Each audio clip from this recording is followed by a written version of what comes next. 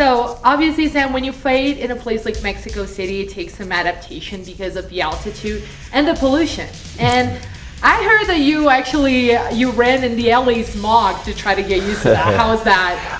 I trained everywhere. I got some LA smog in me. I was up in the mountains in Big Bear. I was training higher than Mexico City for a while there. Yeah. So I'm ready. There's nothing Mexico City can throw at me that I can't handle. And obviously, you were supposed to fight in Manila, and then obviously the whole card got scrapped. How was the adaptation? Because that means training longer, and you already had the cardio strain, so how was just working around that? The biggest problem I had with not fighting in Manila was I think I was on course to set the new UFC record, most fights in fewest months. It was 4 months or just under 4 months for 4 fights. So I got pushed back and I don't get that record anymore. But I'm training year round, whether I have a fight or not. The only difference is I don't eat as much when I'm in camp. So I'm really looking forward to winning this fight and going to eat. Yeah, I was just gonna ask you about that because you were very clear about how much you actually like staying active. You call them paid sparring sessions because it's your job and you don't. But then the weight thing, you have to pretty much stay on weight all the time, right? How is that for your body and even your mind? My body's okay. It's probably happier when I'm a little lighter anyways. My mind's the takes the beating. My wife is a fantastic chef. And I can't eat anything anymore. It's like boiled fish and broccoli for every camp. I always remember how good what to expect as soon as I'm done, and that kind of sits on me a little bit. So after this one, you might just take a break, enjoy some food? No, I still want to fight again. I would love to get another fight this year. I keep saying, Rockhold's out. If they need me to step up, fight Jacare, save the card, I'll do it. Okay, so are those genes? Because you had one big injury, of course, with the jaw, but then other than that, you managed to stay healthy, and other fighters are just dropping out of fights all the time. How do you manage to not get hurt? I blame my parents. It must be in my genes because everyone, even I've got teammates that get injured often enough, and I don't. I've been very blessed with that. So just don't get hurt. Don't get hurt, yeah. And you know what I always say, a lot of fighters, something gets hurt, so just ignore it, you'll hurt something else and that'll feel better eventually. And so the fighting a lot thing, obviously financially is probably good. Yeah, you know what's not good is breaking your jaw and the finances. That took a toll on me. But pumping it out, if I can get another one before Christmas, this would be a great year.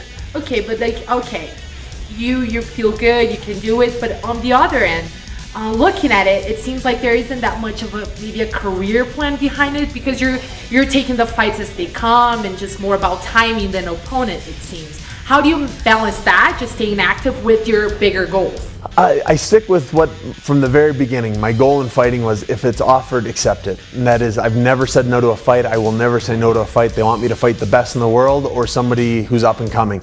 I'll fight whoever, whenever. If you give me a day, I can make weight. And you mentioned your wife. Obviously, you have your wife and your family. They go everywhere with you. So they do all the traveling with you too. How does that work logistically, just carrying the whole? It seems every fight I have more kids, and so it's getting a little harder. But my wife really steps up, and during my weight cut week, she distracts the kids. I get to see them and play with them and all that, but she really helps with the weight cut, just keeping the kids from poking at me too much. And the travel arrangements must be crazy. Oh, and she handles all of that too. She takes care of all my coaches, all my kids, all my everything, getting them to and from. And my kids were getting older now. Their flights aren't free anymore too. So the closer I fight to home, the cheaper the fight is for me too. Okay. Talking a little bit about your opponent, Alex. It's outside of the octagon. You guys have kind of a different reputation, I'd say. You're more of a well-liked guy, very charismatic. He's more on the controversial side of things, one could say. Does that play any factor to you at all? Like, is that something you even consider? I've met Alex once before when I fought up in South Dakota. He was on the same card, and we got along real well. I talked to him and his family and his girlfriend, and we got along real well. So I don't have any ill will towards him. If other stuff has happened, you know that karma will take its toll, and it sounds like karma's on my side. But to me, he's been nothing but pleasant. He, his family, and his coaches. I even saw a little exchange on Twitter because he mentioned there was a lot of Pokemon here going around. Well, you know, he said he was at the Sun City Temple. Yeah. Well, the next Pokemon game is Sun and Moon, so I responded with, well, I'm going to play Moon anyways. So you're still doing the Pokemon thing? I was still doing the Pokemon thing, yeah. It's helping me make weight. And really, You just walk around a lot, and yeah, that's the whole thing, is you walk around and try and catch whatever pops up, so I walk a lot. Cool. And stylistically, do you like the matchup with him? I do like the matchup. He's a big, strong guy. I like to think I'm a big, strong guy, and I don't think he has that many surprises in him.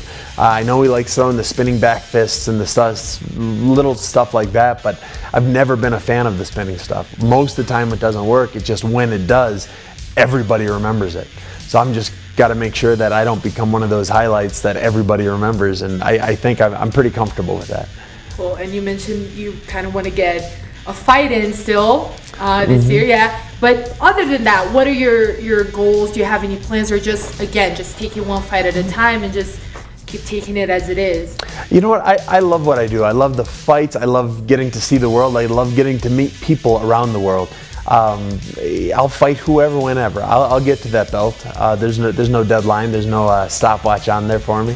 I'll get there, and I'll beat whoever's holding the belt at the time. But until then, I'm going to enjoy my career. I'm going to enjoy my life, and I'm going to enjoy beating people up in every country I go to. And the post-fight mic moments have become sort of your thing too. What can we expect from this one? You know, I never know what I'm going to say. I usually have an idea of who I want to thank, but I never really know what's going to come out. So just tune in this Saturday, and you'll find out.